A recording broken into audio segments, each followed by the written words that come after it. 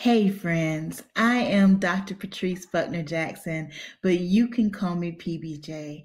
Welcome to another episode of Heart Work with PBJ, where we are disrupting cycles of burnout for people who do their work from the heart.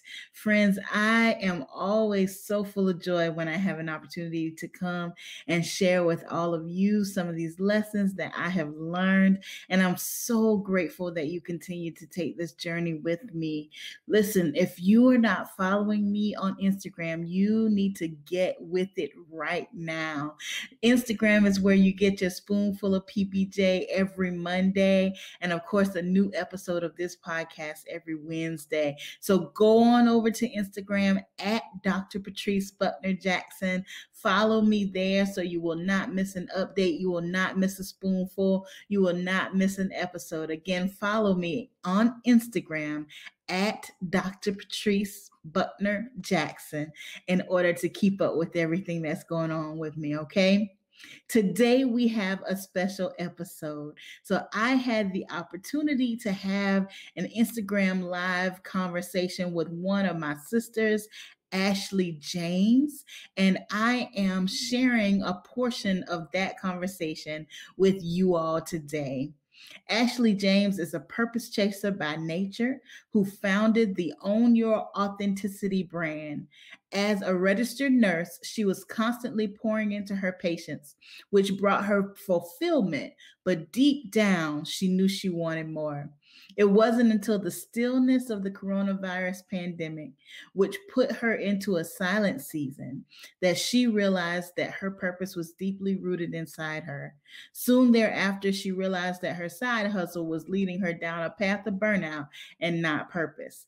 Ashley's brand mission is to help other women step out of their own way and on faith so that they can own their authenticity and thrive purposefully in every season. So listen, friends, I'm just going to give you a portion of this conversation. Ashley and I had a good long hour conversation, but I'm going to give you about 25 minutes of it today. If you want to hear the rest of the conversation, go on over and follow Ashley on Instagram at _AshRJames_. I'll put it in the show notes so that you'll be sure to follow Ashley and check out the rest of the conversation. But y'all, this is good, good, good. From compassion fatigue to burnout to boundaries, we talk about it all. So let's get into it. And I remember the first time I heard you speak about compassion fatigue. We were on a coaching call with Patrice, and I was like, like, this is a real thing, because I've never heard of it. We go through life and it's just like, all right, I'm just tired. But it's like, no, like every point you hit on, I was like, she is speaking my life. Who is she? And how did you know this? Oh, because I lived it, sister. I lived it. That's how I know it. Yeah. So please tell us, I know I read a whole lot just now, but I want you to tell your experience. Like, how did you come up with compassion fatigue? What made you research? What made you stop and say, okay, this is what's happening? Like, how? Yeah. So first of all, thank you. I'm honored that we're here together. But I have to tell you, of everything that you read, all the things, right? 21 years in education, just taking care of you. Well, thank you. Definitely a calling, but it almost cost me everything. Yeah. It almost cost me everything. I'll tell you about the day. I remember. Please do. Day specifically. I remember driving to work through the rain. It was August 2019. Wow. 2019. I remember walking through the building to my office and, of course, hugging students on the way, popping my head in to say hello to my staff, just doing what I do, right? And it was literally everything I could do to get into that office and shut the door. I got into the office, I shut the door, and actually I crumbled. I remember gripping the side of that desk, just to brace myself. I literally wanted to crawl under that desk, lay there in the fetal position, and just cry. And the only reason why I didn't do that is because I was so afraid that I wouldn't be able to pull myself out from under that desk and Right. find me Yeah. right there. I felt trapped, you know, because I knew if I opened that door to leave, if I opened that door to get some air, somebody would need something. Yeah. Somebody would be calling my name. Somebody would have a question. Somebody would have a request. See, what I did is I taught everybody that I could be all things to all people, and Mm. they believed me. Right. They believed me. So after giving, and I'm telling you, at that point, I had sacrificed my health. Mm. I had lost significant relationships. And literally in that moment, I thought I was losing my mind. Right. I thought I was losing my mind. I walked away from my job. I walked away from higher education. Mm. In the moment, left my job. Something I never thought I would do, but in that moment, my choice was me or everybody else. Yeah. After my entire life, I finally chose me. Yeah. And I literally spent the next 5 months learning what got me to that point of Mm. burnout, but most of all, learning how to get out of it. Yes. How to get, So yeah. I'm glad you said you basically taught everybody that you could be all things. Oh, yeah. You could be all things to everybody else, but then you neglect yourself. Yes. Yeah. And when I say I'm happy that you're here, because even though this is for everybody else, this is for me. And it's one of those things where I was thinking about it before we got on the call, and I was like, forget nurses. When you really think about teachers, like you have 20 years in the game, over 20 years in the game, right? That for me is a lot. I've been a nurse for almost 4 years, and I'm like, I'm tired. But when you say that to people, they're just like, oh no, but you're young. You can do all the things. This is fine. This is great. Like, no, now's the time to do it. But there comes a point where you're like, okay, but as you said, it's me or everybody else.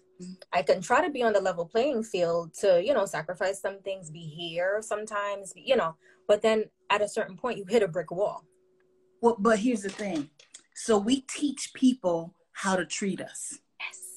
We train people how to treat us. So in that moment for me, it was a question of me or everybody else. But it's only because I had done it out of alignment for so long. So you can be doing your purpose, but still doing your purpose out of alignment. You can be doing what you're created to do, but doing it in a way that is unhealthy and unsustainable and unfair. And it's what Patrice said, right work, wrong place. Exactly. Or wrong way. Yeah. Wrong way. It could be right work, right place, but you're just doing it the wrong way. See, here's the thing.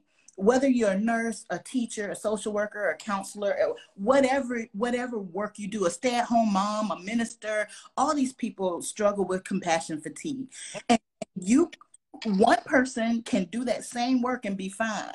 Right. But the other person, the way you do it, that's why I talk to heart workers. Because when I say heart workers, I'm talking about we don't do it for the promotion. We don't do it for the money. We don't do it for the pat on the back. But we are the people who do it because we know we were created to do it. Yeah. It's a calling. It's a calling. When you're a heart worker and you're a nurse and you show up in that hospital, you're not just there to say, I'm a nurse. You are there to serve. Yeah. You take those patients home with you in your heart. Yes. You take those students home with you in your heart, and you give and give and give. And compassion fatigue is like you literally live the results of what they're going through. Yes. Serving a student who's struggling, if I'm not careful, I will take on the outcomes and the consequences of their life circumstances. So sometimes it's a question of what is my purpose, but other times it's a question of how do I do this purpose that cost me so much so that it doesn't cost me everything. Yeah. Yeah. Yeah. And you always hear that nurses provide compassionate care. That's a thing across the board. Nurses, compassionate care. That's what we do. But then again, there are times when it's like, okay, but there, you know, like there's a line, there's a wall, something's happening. And for me, over the years, I had to take a step back. I had to really look at the work that I do. What am I doing? Who am I serving? What am I instilling into others? That's when I realized that for me, it had more to do with the fulfillment aspect of it than anything else. Then I think of the flip side, like, yes, there are days when I'm fulfilled. There are days when I go to work and I feel like, you know what, I've given my all. I feel proud of myself, but more proud that, okay, these people, at least they got something from me. Whether it has to do with the physical care, whether it has to do with a thought or a word that I instilled in them, whatever it is, I feel fulfilled because I did that. Right. And it has nothing to do with the accolades. It's just my work here is done because I did what I was supposed to do. Yeah. Right. But on the flip side of it, and I'm sure you can talk about this or relate or resonate at some point, there are days when I'm just like, I am legitimately tired. I legitimately feel like I have nothing to give. As you said, like there was that time when, you know, you're walking down the hallway and you know that you can't come out the room, because if you come out the room, there's going to be somebody who pops up to say, hey, Dr. PBJ, like, can you do this for me? And sometimes it's just like, I just want to be here in my little bubble alone. Yeah. And I have those days. And I'm sure there are a lot of other people who have those days, but we don't talk about it. We don't talk about it and we don't think it's okay, right? So I hear you talking about two things, because I always talk to my community about starting with you. So that's your values, your energy, your motivation, your purpose, your priorities, and your sacrifices. You just mentioned two things. I heard you talk about your energy and you spoke about your motivation. So I'll start with the motivation, because the motivation is the why. Yes. Why do I do this? The money will only sustain you so long. Thank you. Grateful for it. Don't trip now. Of course. Trust me, I am. Please make sure the direct deposit happens, right? You can't serve on that. Yeah. You can't keep serving just on what you make. It's got to be deeper than that in order for us to keep doing the deep work that we do. So it goes back to your why. What is the why that will sustain you? You know, I always tell people, be careful of the why traps. Be careful of people pleasing. Be careful of the competition. Be careful of the tangible things, including money, because all of that stuff can change. People don't know what they want, so you can't people please. You compete with people who are sent to be a blessing to you. So you got to know, what is your deep why? Why are you called to this work? On the days that you don't have the energy for it and you don't feel like it and you need that extra boost, you got to know something.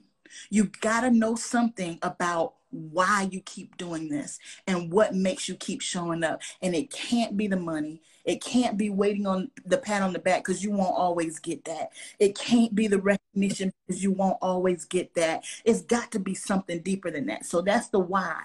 But then I also heard you talk about your energy. Yeah. And here's the thing. Each of us, first of all, we're our first advocate. I am PBJ's first advocate. Nobody should be looking out for me more than me, right?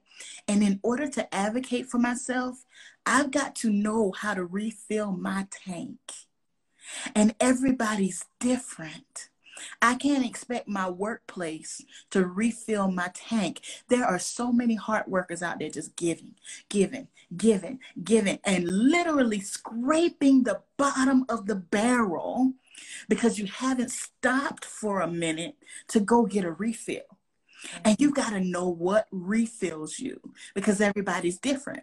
So I'm an introvert, right? I know myself. I'm an introvert. I know I need some quiet time. Okay. I know I need some prayer. I know I need some meditation. I need some time where nobody's calling my name, so that I can refill my tank, so that I keep giving. I was neglecting that time before. That's how I got to burnout, because I just always had something to do, and it wasn't okay to take a break. That is ridiculous. It's ridiculous. Everybody has to know what they need. I have a daughter who's an extreme extrovert. She is an extreme extrovert. She gets her energy from connecting and being with people. she's got to fill her tank that way. Everybody's got to know what fills your tank. And then you have to prioritize to make sure you go do it. Thank you. Thank you for saying that piece. Mm-hmm. And I honestly feel like all the teachers, the nurses, anybody in healthcare, matter of fact, it doesn't even matter what you do. You do. And moms included need to be a part of this conversation, because especially during the pandemic, and I don't know if you can relate to this, but especially during the pandemic, it was the first time in a long time where I felt at peace. As crazy as it sounds, when everything and everybody else was like, oh my God, like, we can't even go outside. What about curfew? What about this? And I was just like, that's okay. Me too, sis. Outside. And trust me, I like to go out, but I have a limit. I'm at a certain point, I'm like, all right, what y'all doing? I'm ready to go home. Like, y'all not ready? That's me. I like to turn up every once in a while, but it's like, all right, now is my cutoff time, because now I've been out too long. And I'm, like, I need to refuel. So during the pandemic, when I first started the blog, I had one of my close friends, a nurse friend. And I remember, I think I wrote the topic on self-care and burnout. And just going back to working, and feeling like, as you said, I neglected myself. I felt like, forget about going out and getting nails done. I felt like I just wasn't feeding me. Yeah. I wasn't still. And so, as I said before, during the pandemic is when I felt like I had that be still time. I had that me time. I had that quiet time. And that's when I refueled. Starting the blog, yes, it was for other people, but it was for me to just like get my thoughts out, do my own thing. And so a part of the self-care was, like, I'm writing and I'm doing all these things. And my friend said to me, she was like, that blog post you wrote, she was like, I didn't realize how much I was neglecting myself. She was busy being a mom, busy being a wife, busy taking care of her house, busy, like, feeding into all these things, working, looking for a per diem, doing all these things. And she said, I didn't realize, like, to the point where she neglected even her physical appearance. And so often we just go about with the cycles, which is honestly why I came up with my whole Thrive theme. Because we go through the cycles and we're just surviving and we're just going through the motions, and compassion fatigue comes up and burnout comes up and all these things come up and we ignore them. Yeah. Can we talk about busy for a minute? Busy. Because you said busy. So we need to talk about busy, because somewhere in our culture, we've been taught that you get a badge of honor for being busy. Thank you. Like, at some point, somebody taught us, like, you need to be worn out, slap tired, working all the long hours, no sleep, no sleep. Thank you. When we get caught in cycles of busy, and we fooled ourselves to think and understand that means we're getting something done. Yeah. But most of the time, we're like a hamster on a wheel, just running. Yep. Running all of our energy out and not accomplishing the things that we were created to accomplish, because busy leads us to burnout. Yep. But we've got to move from busy to productive. It's so interesting. So in this season of my life, I find myself producing more than I have in a very long time, maybe ever. Yeah. I'm producing more than I've ever produced, but I am not nearly as busy as I was in former seasons, because I have learned how to say no. And I no longer find pride and honor in running like a chicken with my head cut off. I know better than to say yes to everything. I have learned that I don't have to be all things to all people. I have learned that it's okay for me to have a personal boundary for myself. And it's not selfish. It's wise. Thank you. It's wise. In order for me to accomplish what God created me to accomplish in this earth, I've got to understand that I am not called to serve everybody. I have specific assignments on my life. And in order to do those well, I've got to learn to say no to the good thing so that I have the purpose thing. Yeah. I've had enough of saying yes to everything. I used to think everybody needed me. Yeah. I And used to, that's it. I thought everybody needed me. Child, I quit my job and them folks kept living. They Right. School didn't close. The students didn't stop going to school. Everything kept running. They had the nerve to keep living without me. And that taught me it wasn't so much that everybody needed me. It was my need to be needed. It was in me. It was my need to be everything to all people. So through prayer, through counseling, through coaching, I'm literally relearning how to serve. I have taught myself how to serve my purpose and what I'm supposed to do. Right. Be okay with the things that are not assigned to me. Yeah. So we got to let go of busy. Go ahead. That. And so even when you first started, when we first hopped on, you said you have to create boundaries. I don't remember what you said it, but you said it. Stuck. Because of the simple fact that 28, I am just learning. Yeah. Boundaries are important. That boundaries are applicable to any and every area of your life. Because as you said, we grow up in a society, we grow up with the traditions, we grow up hearing, oh, you got to do this and you got to say yes to everybody. Oh, if your family calls you, you got to, and X, Y, and Z and 1, 2, 3. And it's like, but you don't. You don't. As you said, they'll survive without you. Mm-hmm. And so I had to learn, right? Because I wouldn't say that I want to be, I had moments where I wanted to be everything to everyone, right? And I take pride in being the supportive friend, and not even so, it doesn't have to do so much with friendships, but when it comes on to just being, what's the word? I'm known for being reliable. Yeah. That's what it is. And so when I'm asked like, oh, can you show up at this point? Can you go out here for a minute? And I would always say, okay, maybe. All right, just give me 5 minutes. Damn, I just woke up, but all right, let me just get dressed real quick. And over time, I'm just like, honestly, no.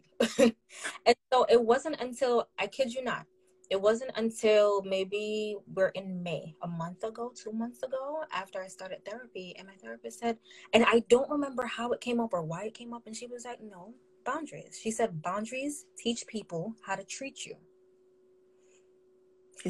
And I had to take a step back. I was like, wait, what? And she was like, yeah, boundaries teach people how to treat you. So if you're constantly saying yes and yes and yes and yes and okay, no problem, A-okay, without questioning what is being asked of you, without questioning, without putting any thought into it, they're going to constantly come for you. And so you'll find that over time, you're being used. You're being, what's the word I'm looking for? Taken advantage of. Mm-hmm. Mm-hmm. And so you're wondering why you're serving all these people, you're giving all these things, and then at the end of the day, you're tired and you're fine. Listen, okay. I'm sorry, what? Like, why am I stressed out? You look happy-go-lucky. I'm confused. Oh my gosh. Okay, so first of all, you just said a whole word. Many of us have been the dumping ground for other people, and they leave feeling better, and we're left carrying their stuff. How many people, how many of y'all listening to us are heavy right now with something that does not belong to you? Thank you. You are carrying somebody else's stuff. You are the listening ear for everybody. And they come and they deliver their junk to you, and you carry it, and they skip off feeling so much better, and you're left carrying the weight of it. We've got to learn how to be there for people without taking on their stuff. We've got to figure out how to serve in the way that we're supposed to serve without taking on a mantle that doesn't fit us. So that's number one. Number two, when it comes to saying no, you got to say no so you can have better yeses. You can have it all, but you just can't have it all at the same time. You got to know where to draw the line. And it doesn't have to be confrontational. It doesn't have to be, your no can be easy. That sounds awesome, but I can't help you this time. Yeah. Or, you know what? I already said yes to 3 other things, so I'm going to have to give you a no, but check with me next time. Or have you thought about so-and-so? They're really good at that. Right. They probably be able to do it. Like, there's so many ways to say no, and we got to give ourselves permission to say no so we can have better yeses. And here's the other thing you said. When it comes to boundaries, think about boundaries, okay? Think about boundaries as the walls around an ancient city, right? So when we read, and you know, I love the Word of God, so I hope it's okay. But this is just when we read the Word of God and we study these cities were built with walls around them for protection, right? And these walls were several feet high. So you weren't gonna just roll up in the city with your bags like, hey, I just came to see my cousin. You know, you're not up in here. Like you're not just coming in here like that. Right. The watchman on that wall, and the watchman decides who to let the drawbridge down to let in and who's not coming in here. Yeah. That's what our boundaries do for us. Our boundaries are protection. They protect us and give us the discretion to decide what and who we allow in and what's not welcomed into the city. But here's the key, sis. You can't make a boundary if you don't know what you value. Your boundaries are based on your values. What is non-negotiable for you? That, Where you stand? What are you not willing to lose? Yeah. A lot of us fall into burnout because we haven't identified what we're not willing to lose. Because burnout will come and take everything that means the most to you. It's a thief. It's a thief. So we got to start with our values. Yes. If you don't know what you value, you can't make a boundary. Yeah. You can't make a boundary. So start with the values. What am I refusing to lose? When I was in my burnout state, everything that was most important to me was leaving me. My health was leaving me. My faith was a mess. My relationships were a mess. And even in my family, I had lost significant relationships in my family because I was always busy. Yeah. So I had to decide that these are things I'm not willing to lose. And I built my boundaries based on those values. So come hell or high water, it doesn't matter. Everything else, I love it, I appreciate it, I honor it. But if I lose everything, faith and family ain't going nowhere for me, because that is my foundation. Those are my values. And then I build my boundaries from there. Whew, my goodness. Now, I told you all that was going to be good. And oh my goodness, it was. So I hope you got a whole lot out of that conversation I had with Ashley James. Again, if you want to hear the full conversation, go over to Instagram and follow Ashley_AshRJames_. It's all in the show notes. So go check it out, friends. And as always, you already know you are powerful, you are significant, and you are loved. Love always, PBJ.